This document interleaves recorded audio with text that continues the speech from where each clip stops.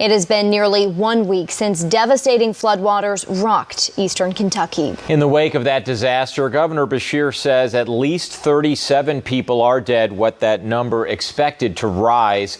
Video from this week shows water levels are falling in some of the most remote parts of the state. And as more infrastructure comes back online in the region, the governor says the official number for those missing now stands at 3. Again, we're very concerned for those 3 people.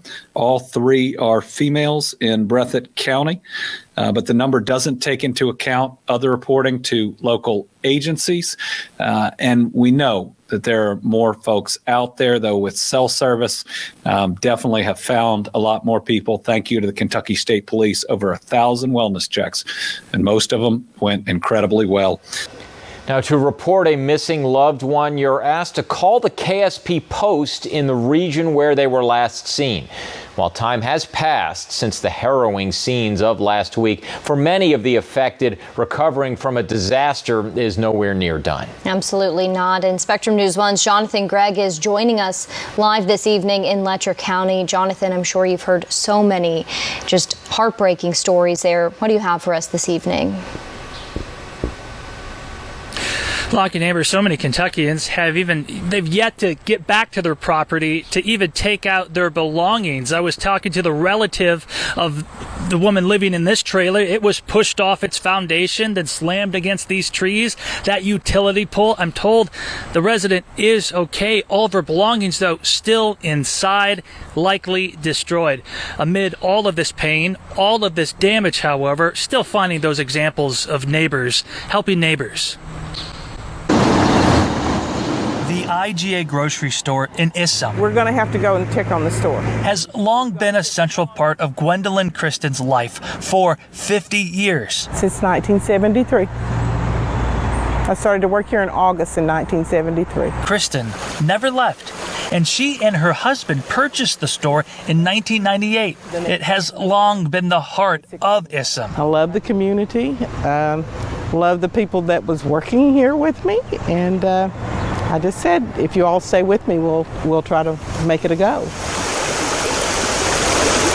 Last Wednesday, floodwater from this stream reached 6 feet inside the store, destroying everything. We looked down here and I said, we're in trouble, Bub. On Monday, volunteers that had been working to clear out the store abandoned their efforts due to the overpowering smell of spoiled food. It's too much. It's too much. So, for the moment, the future of the town's only full-size grocery store is in limbo. But Kristen is not standing idle. In fact, she's volunteering, managing this water and food pickup station. On Wednesday, they received a water donation from G&J Pepsi in Lexington. But they asked me if I'd volunteer to take over the distribution of food and water, since that's what I do for a living. That's what I love to do. So I said, sure. I got to take care of my community. Doing whatever she can to help the community she's been serving for 50 years and counting. Jonathan, good evening to you. What are you seeing on the ground? Amber, David, my original plan today was to make it to Erie, Kentucky, an unincorporated town, then make my way to Heinzman in Knott County, I believe, but I just never made it that far. Just so much destruction along the roadway. I would stop every quarter of a mile, talk to another family, a family who's lost everything, some whose entire homes were washed away, others who lost neighbors in this flooding, and again, others who lost family members. I'm not far from the Jones community in Perry County, and this is what families have been dealing with. This used to be Marion Drive leading into these homes, but it's all been washed out, leaving this huge crater behind. And this is one of the reasons why this recovery is going to take so long. For so many families along Troublesome Creek, life will never be the same. It's just heartbreaking to look at and lose everything that was here. So this was Kimberly Terry's childhood home in Hazard. Family photos on the wall are among the few items untouched by the rising waters. Here's the water line. She says her 75-year-old father has lived here more than 30 years, and even with all he's lost, he can't bear to leave it. And he's so stubborn, he's sleeping on the front porch. He won't leave his house. Terry says this week has been overwhelming, but she's grateful to still have her family. My neighbor lost his life. Everything that was inside these buildings in downtown Hydeman continues to pile up on the sidewalk as no building along Troublesome Creek was spared from this historic level of flash flooding. But my day started in one county over, in Perry, learning about a husband and father and his act of heroism. As frightening as the situation was, it was 6 foot on the inside of the house. Brian Miller says he never panicked. When you panic, I know I'm sounding crazy, but when you panic, it takes your thought process away and it gets you in trouble sometimes. Luckily, Miller moved his wife and children into the family camper just high enough up the hill. Never, ever have we ever seen water like this. But his neighbors were in trouble. This is a photo Miller's wife Zola took showing her husband on their neighbor's roof, about to lead them to safety. They all stayed in this camper until the floodwater went down. Congressman Hal Rogers, who represents Eastern Kentucky, said that his district has a long history of flooding issues, but that this type of flash flooding is even more unpredictable and dangerous. This is another hard blow to a region which is used to hard blows.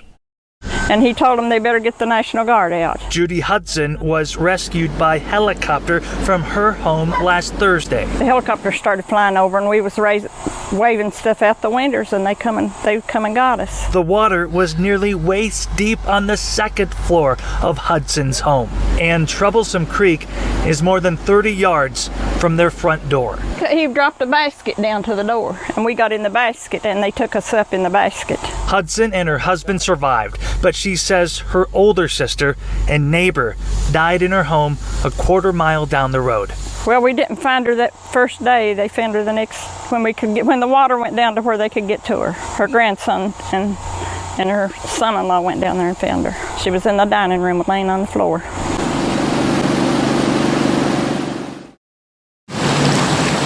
When the creek surged up to Led and Kathy McIntosh's home, it took their driveway with it. It sounded like a bomb going off going down the road. I mean, they were stranded without power or plumbing in their Krypton home. It's pretty scary. Pretty scary. It's right at 50 feet wide, and I'd say it's probably at least 25, 30 foot deep. But then came a lifeline when McIntosh's brother arrived a few days later with a bit of nylon rope and some pulleys.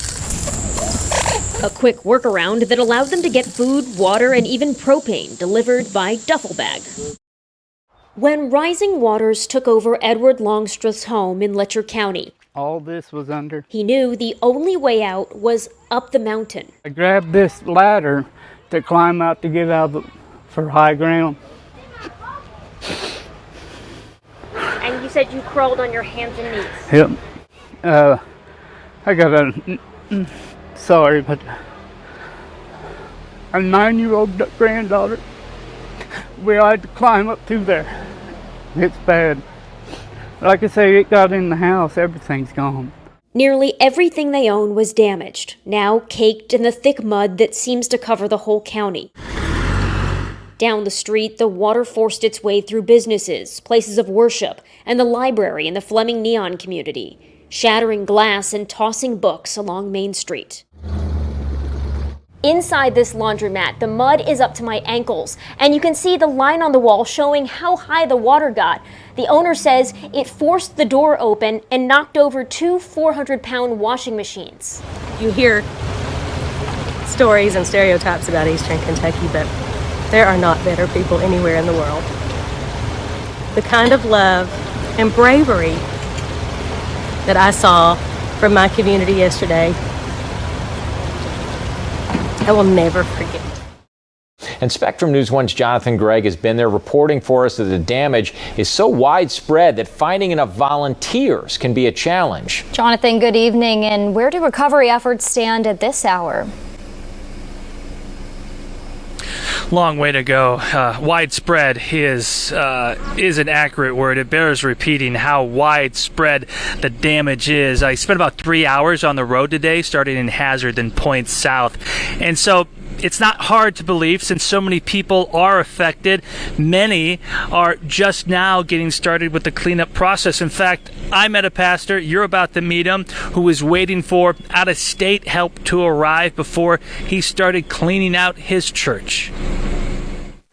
That's where the water came with the force against it. The smell inside Letcher Independent Baptist Church is growing stronger. Yeah, it gets worse every day. Pastor Bill Jones says he's planning to clear everything out as soon as help arrives. Jones says most of the church members are his age or older. In addition, many are dealing with their own losses from the flood, so he's relying on volunteer help he says is traveling from Tennessee. We've had some people that's lost everything. Some of our members, their homes are gone. Quite a few of them, and others are severely damaged, so. In fact, because of how rural many of the impacted communities are, people are struggling to find enough volunteers or relief items. Those who can are spending hours on the road driving to other towns who have items like food and clothing available, a task made difficult because so many vehicles were washed away. We're wore out. We fell in mud and everything else. Roy Dell drove 20 miles from Neon to Whitesburg to collect donated clothes and shoes from a roadside stand set up by a church group from Lexington. Linda Sturgill is using a borrowed truck to collect clothes for her daughter and other relatives. We do need more. Anytime they want to bring more. I've been down to get water. When you don't have any water, you can't do nothing. 3 months later, and it's still hard to imagine how high the water was. The first plank below the window, it was up to that one that goes across there. Water reached the second floor of Judy Hudson's Breathitt County home. Here's where it came from. Troublesome Creek sits 10 yards below the road and 40 yards from Hudson's home, and it still got that high. And then I called his sister, my husband's sister, and told her to keep a calling the state police and telling them we was trapped. Cable up. Clear out. They're off the ground. The Kentucky Air National Guard rescued 19 people, many from the roofs of homes during July's historic flash flooding. Judy Hudson crawled into a basket from her second floor door. The helicopter started flying over and we was waving stuff out the windows, and they come and got us. Hudson was safe, but like so many Kentuckians, suffered a great loss. You have no idea. It's hard. And if my sister would have lived, it would have been different, It wouldn't have mattered, but it's hard.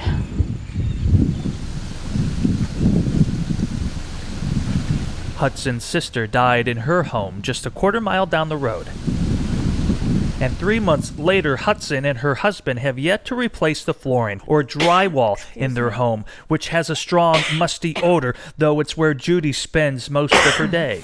That's probably why I'm coughing.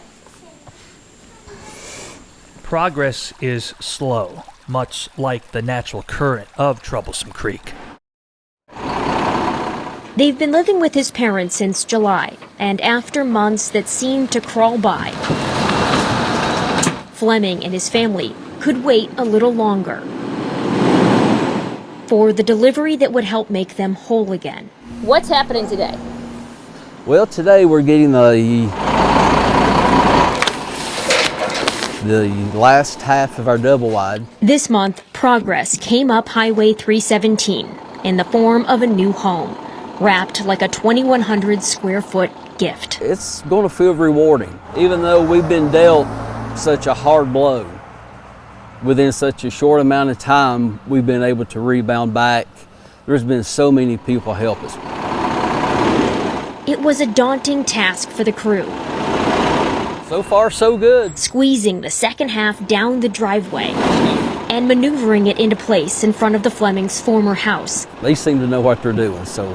Fleming said FEMA assistance helped them to make the down payment on the new home, and it's bigger than the one they lost. It's been unreal. And to be able to overcome this, it's going to be nice to get back into our new normal once again. The family hoped to move into the new home by the end of the month, and then begin making new memories. Christmas is ours. Christmas is at our house this year. A Christmas in a new home. Grateful for all the hands that helped get them there. In Letcher County with photojournalist Jonathan Gregg.